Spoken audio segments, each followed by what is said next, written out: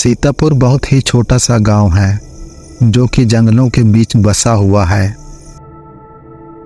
यह आज से बहुत पहले की बात है। गांव में सुनील का परिवार रहता था। वो लोग नया घर बनाने वाले थे। घर बनाने के लिए मटेरियल की आवश्यकता होती है, जैसे कि सरिया, ईंटें आदि। सुनील ने पहले ही शॉप पर जाकर मटेरियल बुक करके रखा था और ट्रक ड्राइवर की भी अरेंजमेंट करके रखा था। बुक किए हुए टाइमिंग के अनुसार सुनील दोपहर में शहर की तरफ निकल पड़ा। सुनील मटेरियल की दुकान पर पहुंचा और सारा सामान खरीद लिया, पेमेंट वगैरह कर दिया और ड्राइवर को ढूंढने लगा। ड्राइवर का वहाँ कुछ अता पता नहीं था। वह किसी दूसरी जगह डिलीवरी करने के लिए गया हुआ था। ड्राइवर का इंतज़ार करते हुए सुनील वहाँ पर ही रुका रहा और इंतज़ार करने लगा। शाम हो गई। उसको कोई और ड्राइवर भी नहीं मिल पाया जो सामान को उसके गांव तक पहुंचा सके। सुनील को वहाँ पर रुकना ही पड़ा, क्योंकि अगले ही दिन से घर का काम शुरू होने वाला था। तो कुछ भी करके मटेरियल आज ही गांव में आना चाहिए था। इसलिए सुनील बिना सामान के वापस घर नहीं जाना चाहता था। सुनील ने वापस उस ड्राइवर को फ़ोन किया तो ड्राइवर ने बताया कि वो रास्ते में ही है और कुछ ही देर में पहुंच जाएगा। ऐसे ही इंतज़ार करते करते अब रात हो चुकी थी।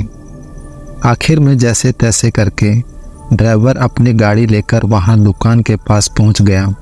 फिर सारा सामान गाड़ी में लोड कर लिया और गांव की तरफ निकल पड़ा। सुनील भी बाइक से ट्रक के साथ साथ ही चल रहा था। शहर से गांव काफ़ी दूर था, ऊपर से रास्ता भी खराब था, इसलिए ड्राइवर की गाड़ी धीरे धीरे चल रही थी। सुनील के गांव आने वाले रास्ते के बीच एक जगह पड़ती थी। वो रास्ता दोनों तरफ से घने जंगल से घिरा हुआ था। बताते हैं कि इस जगह पर पहले कभी एक लड़की को किसी ने मार दिया था। इसके अलावा भी उस जगह पर कुछ मौतें हो चुकी थी। आसपास के इलाकों के सभी लोगों को इस बारे में पता था। रात होने के बाद उस रास्ते पर कोई भी नहीं जाता था। सुनील भी उस जगह के बारे में जानता था, लेकिन सुनील को पहले ही बहुत देर हो चुकी थी, इसलिए कोई चारा भी नहीं था और वो उसी रास्ते से ना चाहते हुए भी जाना पड़ रहा था। जैसे ही वो लोग उस जगह पर पहुंचे तो वो ट्रक अपने आप बंद हो गया। ट्रक ड्राइवर ने नीचे उतरकर चेक किया तो उसको पता चला कि गाड़ी का इंजन बहुत ही गर्म हो गया है और किसी पार्ट की कुछ समस्या हो गई है, जिसे ड्राइवर खुद ठीक नहीं कर पा रहा था। इसलिए ड्राइवर ने सुनील से कहा कि शायद मैकेनिक को बुलाना पड़ेगा। उस वक्त करीब करीब रात के 12 बज चुके थे। सुनील ने ड्राइवर से कहा, तुम गाड़ी को लॉक करो और मेरे साथ चलो। हम लोग बाइक पहुंचाकर मैकेनिक को ले आएंगे। यहाँ पर अकेले रुकना ठीक नहीं है। ड्राइवर उस इलाके को नहीं जानता था, इसलिए उसको उस जगह के बारे में कुछ भी पता नहीं था। उसने इनकार कर दिया और बोला कि वो अपने ट्रक को छोड़कर नहीं जाएगा। सुनील ने उसको काफ़ी समझाया, पर वह एक ना माना, तो सुनील को ही उसकी बात माननी पड़ी। फिर सुनील ने कहा, ठीक है, तुम यहीं रुको, मैं मैकेनिक को लेकर आता हूँ, लेकिन तुम गाड़ी के अंदर ही बैठो और दरवाज़ा अंदर से लॉक कर लेना। चाहे कुछ भी हो जाए, गाड़ी से बाहर मत आना। इतना समझाकर वो निकल पड़ा मैकेनिक को लाने। करीब करीब 1 घंटे के बाद सुनील मैकेनिक को लेकर वहाँ पर वापस आया। गाड़ी के पास पहुंचकर उसने ड्राइवर को आवाज़ दी, भाई साहब, अरे भाई साहब। पर ड्राइवर उसको कहीं दिखाई नहीं पड़ रहा था, ना ही दरवाज़ा खोलकर बाहर आ रहा था। गाड़ी का दरवाज़ा भी अंदर से लॉक था। काफ़ी देर उसको आवाज़ें देने के बाद भी जब ड्राइवर बाहर नहीं निकला तो सुनील ऊपर चढ़ गया और उसने खिड़की के अंदर से झांका कि ड्राइवर अंदर बेहोश पड़ा था। सुनील ने उसको कई बार ज़ोर ज़ोर से आवाज़ लगाई पर कुछ भी फर्क नहीं पड़ा। फिर कुछ देर बाद ड्राइवर अपने आप होश में आ गया। होश में आते ही वह छुप छुप के खिड़की के बाहर देखने लगा। उसकी घबराहट सुनील ने महसूस की। सुनील ने उसको आवाज़ देकर बोला, अरे ड्राइवर साहब, मैं मैकेनिक को लेकर आया हूँ, तुम बाहर आओ, गेट खोलो। तो उसने डरते डरते दरवाज़ा खोला और बोला, यहाँ से जल्दी निकलना पड़ेगा। सुनील उसकी हालत देखकर समझ गया था कि उसके साथ ज़रूर कुछ हुआ होगा, इसलिए सुनील ने उसे कुछ नहीं पूछा। कुछ देर में मैकेनिक ने गाड़ी ठीक कर दी। गाड़ी रिपेयर होते ही वो तीनों जल्दी से गांव की तरफ निकल पड़े। जिस वक्त गाड़ी रिपेयर हो रही थी तब आसपास के जंगल में से अजीब अजीब आवाज़ें आ रही थी। किसी के रोने की आवाज़ तो किसी के चीखने चिल्लाने की आवाज़। ड्राइवर की हालत देखकर मैकेनिक भी उसके साथ गांव चलने के लिए तैयार हो गया। फिर अगली सुबह उस ड्राइवर ने सुनील को अपनी बीती रात की आप बीती बताई। जब आप मैकेनिक को लाने वहां चले गए थे तो मैं गाड़ी के अंदर ही बैठा था, लेकिन कुछ देर बाद मुझे बहुत प्यास लगने लगी तो मैं पानी ढूंढने के लिए गाड़ी से नीचे उतर गया और आजू बाजू पानी का स्रोत ढूंढने लगा। तभी अचानक मुझे नज़दीक के पेड़ से किसी के रोने की आवाज़ आई। आवाज़ सुनकर पहले तो मैं घबरा गया, फिर थोड़ा संभला तो मैं सोचने लगा कि इतनी रात गए रोने की आवाज़, मतलब कोई तो मुसीबत में हो सकता है, मुझे उनकी मदद करनी चाहिए। फिर मैं आवाज़ की तरफ थोड़ा आगे बढ़ने लगा, लेकिन वहाँ जाकर मैंने देखा तो वहाँ कोई भी नहीं था। बस आसपास के पेड़ों पर से कुछ गिरने की आवाज़ें आ रही थी। फिर मैं अपने आप ही जंगल की तरफ चलने लगा और तभी मुझे सामने झाड़ियों में दो चमकती हुई पीली आंखें दिखाई पड़ी जो मुझे घूर रही थी। मुझे लगा शायद जंगल का कोई जानवर वगैरह होगा, तो मैं घबराकर तेजी से अपनी गाड़ी की तरफ भागने लगा। लेकिन तभी मुझे किसी औरत के हंसने की आवाज़ सुनाई दी। आवाज़ सुनकर मैं पलटा तो देखा कि एक औरत जो कि बहुत ज़्यादा मोटी थी वह भागते हुए मेरे पास आ गई और मेरे पैरों को पकड़कर मुझे घसीटते हुए जंगल की ओर अंदर ले गई और फिर अचानक से गायब हो गई। मैं बहुत ज़्यादा डर गया और उठकर वहाँ से भागने लगा, लेकिन जंगल के अंदर मैं रास्ता भूल चुका था। तभी पूरे जंगल में किसी बच्चे के रोने की आवाज़ गूंजने लगी। मैं किसी तरह से रास्ते का अंदाज़ा लगाते हुए बाहर की तरफ भागता रहा।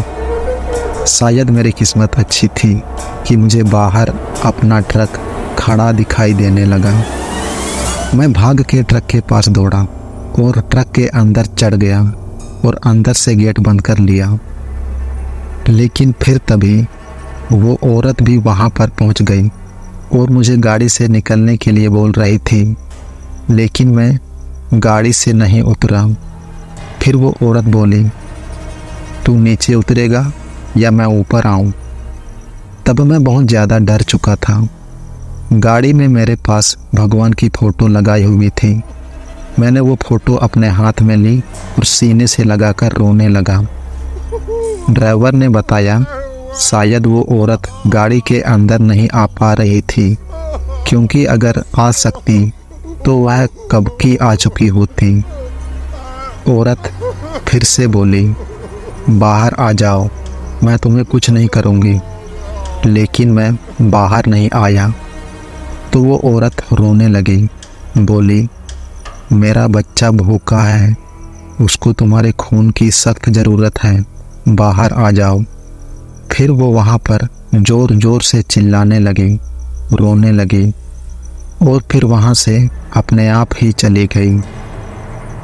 मैं डर के मारे अंदर ही रुका हुआ था और फिर हाँफते हाँफते बेहोश हो गया। जाने कितने समय के बाद जब आँख खुली तो आप और मैकेनिक वहाँ पहुँच चुके थे। उसकी बात सुनकर सब लोग बहुत डर गए। सब यही सोच रहे थे कि अगर वह उस वक्त गाड़ी से बाहर आ जाता तो उसके साथ क्या हो जाता। क्या वो औरत उसे मार देती या उसका खून अपने बच्चे को पिलाती। कुछ भी हो, लेकिन उसकी किस्मत बहुत अच्छी थी जो उस जंगल के अंदर जाकर भी जिंदा बच गया, क्योंकि उस जंगल में बहुत से लोग गायब हो चुके थे जिनका आज तक कुछ भी पता नहीं चला।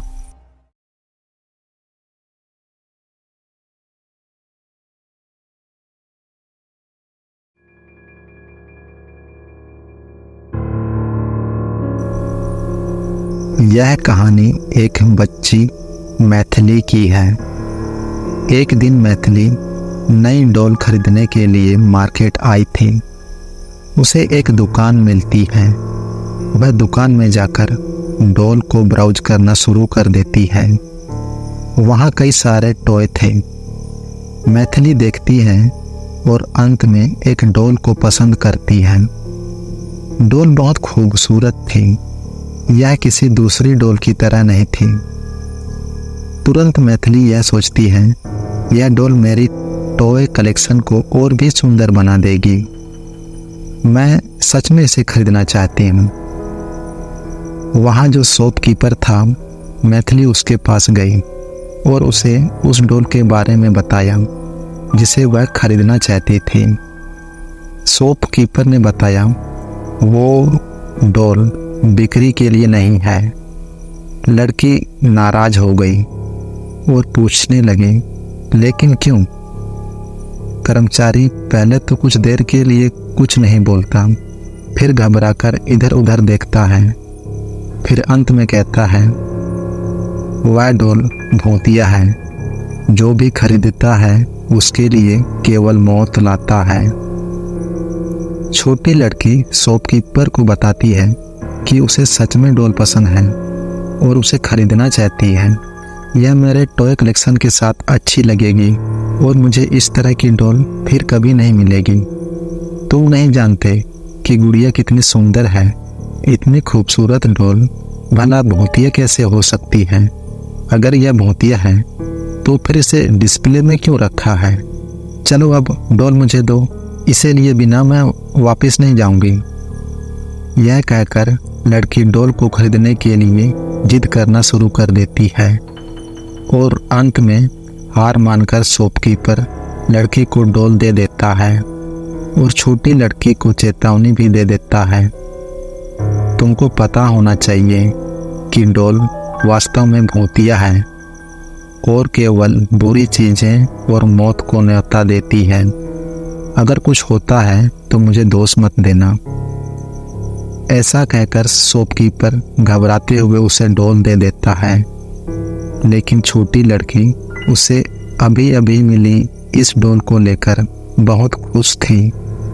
मैथिली अपने अपार्टमेंट में डॉल और उसके कलेक्शन के बारे में सोचकर मन ही मन खुश हो रही थी। जैसे ही वह अपने अपार्टमेंट के लॉबी में कदम रखती है, लॉबी में अजीब सी शांति और ठंडी सी हवा चलने लगी। वह लिफ्ट की ओर बढ़ती है। लिफ्ट के अंदर जाकर वह अपने फ्लोर पर जाने के लिए बटन दबाती है, लेकिन लिफ्ट 1 इंच भी नहीं चलती। तभी लिफ्ट की लाइट ब्लिंक करने लगती है। बच्ची कांपने लगती है। क्या हो रहा है? वह कांपते हुए आवाज में पूछती है। उसी वक्त लड़के की बाहों में गुड़िया भी हिलना शुरू हो जाती है। छोटी लड़की गुड़िया को देखती है, जो अपने आंखें बंद करके एक बुरी मुस्कान के साथ घूरने लगती है। अचानक एक भयानक हंसी लिफ्ट में भर जाती है और गुड़िया कहती है, अब ऊपर जाने के लिए बटन दबाओ। लड़की चिल्लाती है। डोल को बोलता देख मैथिली बेहोश हो जाती है। उसकी चीख सुनकर उस अपार्टमेंट के लोग लिफ्ट की ओर भागते हैं और लिफ्ट को खोलते हैं, पर वहाँ लड़की और डोल दोनों में से कोई भी नहीं होता। कोई नहीं जानता कि वह डोल मैथिली को कहाँ ले गई। उस दिन के बाद मैथिली कभी भी किसी को नहीं मिली। स्टोर के कर्मचारी स्टोर में वापस डोल को पाते हैं और वो समझ जाते हैं कि उस बच्ची के साथ आखिर क्या हुआ।